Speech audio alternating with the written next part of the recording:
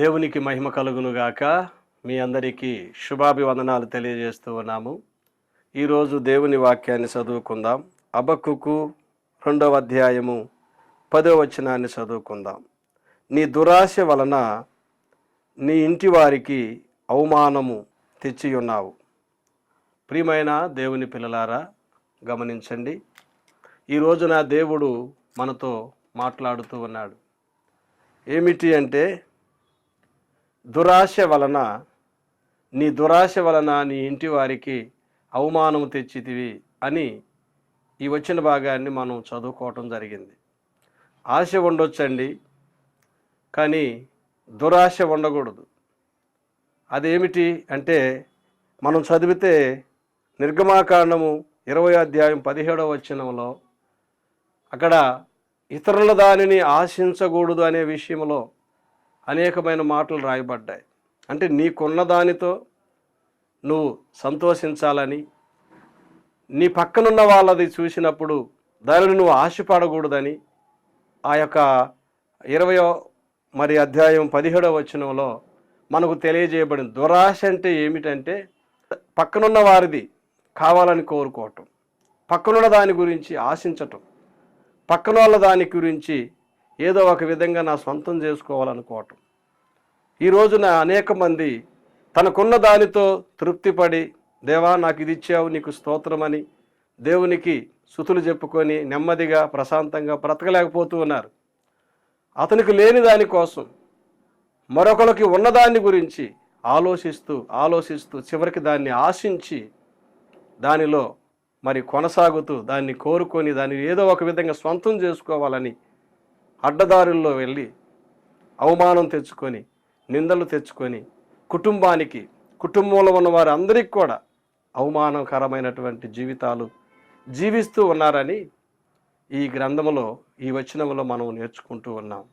కాబట్టి ప్రియమైన దేవుని పిల్లలారా, ఎఫెసీయులకు రాసిన పత్రికలో ఏముందంటే 4వ అధ్యాయము 22, 23 వచనాల్లో కదా, దేవుని దగ్గరికి మనం రాకముందు దురాశ వలన ఇతరులను మోసం చేసి అవి సొంతం చేసుకొని, ప్రాచీన స్వభావం అంటే పాత స్వభావం ఎలాంటిదంటే, దురాశ చేత కదా ఇతరులను మోసం చేసి చేయరాని ఘోరం జరిగించి కదా అనేకుల చేత ఒక మనిషి కదా చెడ్డ వ్యక్తిగా పరిగణించబడి ఆ కుటుంబానికి, ఆ గ్రామానికి ఎంతగానో చెడ్డ పేరు తెస్తున్నట్లుగా ఈ ఎఫెసీయులకు రాసిన పత్రిక 4వ అధ్యాయంలో మనకు రాయబడింది. అయితే అక్కడ ఏమి రాయబడిందంటే, వదులుకోవాలి.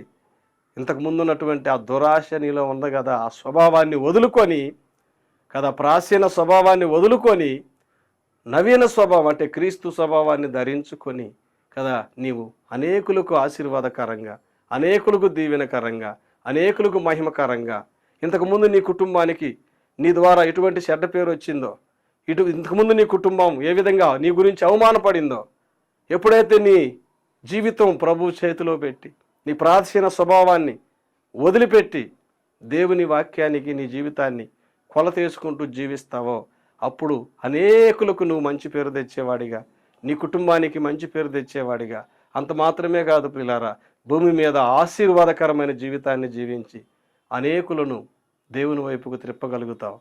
కాబట్టి నీ దురాశ వలన ఆ దురాశలోనే కొనసాగుతూ నీ కుటుంబానికి, నీ ఇంటి వారికి, నీ గ్రామానికి అవమానం తెస్తూ బ్రతుకుతావా? లేకపోతే ఆ యొక్క ప్రాచీన స్వభావం, లేకపోతే ఆ దురాశ స్వభావం వదులుకొని దేవుని వైపు తిరిగి దేవుని పాదాల దగ్గర జీవిస్తూ అనేకులకు ఆశీర్వాదకరంగా జీవిస్తావా? ఇదే అనుకూల సమయం. కాబట్టి దేవుడు ఈరోజు నీ కోసమే ఈ విషయాలు మాట్లాడుతున్నాడు. ఒకసారి నిన్ను నువ్వు పరీక్షించుకొని, ప్రభువా, ఈ యొక్క పాపిష్టి జీవితం నాకు వద్దని ప్రభు పాదాల దగ్గర మోకరించి ప్రార్థన చేసుకొని ఆశీర్వదించబడి నీ కుటుంబానికి మంచి పేరు, నీ ఇంటికి మంచి పేరు, నీ ఊరికి మంచి పేరు తేవాలని దేవుడు కోరుకుంటున్నాడు. అటువంటి వ్యక్తిగా తయారు చేయడానికి ఆయన ఇష్టపడుతున్నాడు. కాబట్టి నువ్వు చేయాల్సింది ఏమీ లేదు.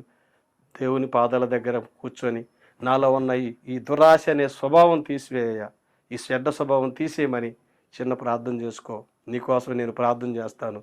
ప్రార్థన చేసుకుందాం. తండ్రి, నీ వందనాలు. ఈ రోజున ఎంతోమంది నాయన దురాశ వలన అయ్యా మనిషి దారి తప్పుతూ ఉన్నాడు, వెళ్ళగోరని మార్గాలలో ప్రయాణం చేస్తూ ఉన్నాడు. తను అనేకులకు బాధ కలిగించే వ్యక్తిగా చివరికి తన జీవితం నేను అనేకులకు ప్రభువా చెడ్డ మార్గం చూపించే జీవితంగా మారిపోతూ ఉందని, ఆ ఇంటి వారికి అవమానం తెస్తున్నావని అయ్యా మీరు రాయించిన ఈ వాక్యాన్ని బట్టి వందనాలు. ఈరోజు ఎంతమంది అయితే అటువంటి చెడ్డ స్వభావాన్ని వదులుకొని ఆ దురాశలో నుంచి బయటపడి నీ వాక్యానికి లోబడి వాక్య ప్రకారం ప్రవర్తించాలని ఇష్టపడుతున్నారో వారందరికీ ఒక స్థిరమైనటువంటి విశ్వాసం, స్థిరమైన ప్రార్థనా జీవితం, వాక్యపు వెలుగు దయచేయమని యేసు నామమున అడుగుచున్నాము తండ్రి. ఆమెన్. మీ అందరికీ వందనాలు. దేవుడు మిమ్మల్ని దీవించునుగాక. ఆమెన్.